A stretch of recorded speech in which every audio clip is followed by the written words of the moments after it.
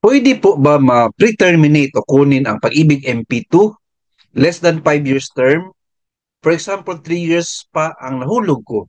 At anong requirements nito and how many days ang processing?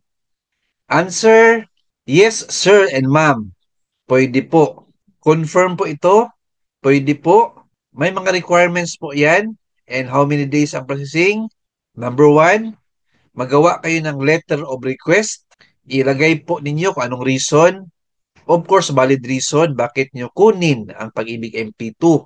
And number two, fill out kayo ng form po, pre-termination ni Pag-ibig MP2. And attach kayo ng photocopy of your valid ID. Ayan po. How many days ang processing? 20 working days po. Less than 20 working days. When you say working days po, hindi kasali ang Saturday and Sunday. Ayan po. So again, pwede po kunin ang Pag-ibig MP2. Pre-termination po ang tawag niyan.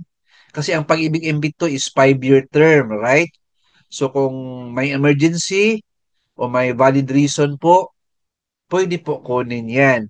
Pre-termination ang tawag. Alright? Thank you for watching. Please like, share this video, and subscribe my YouTube channel. Thank you, God bless, and 2 thumbs up.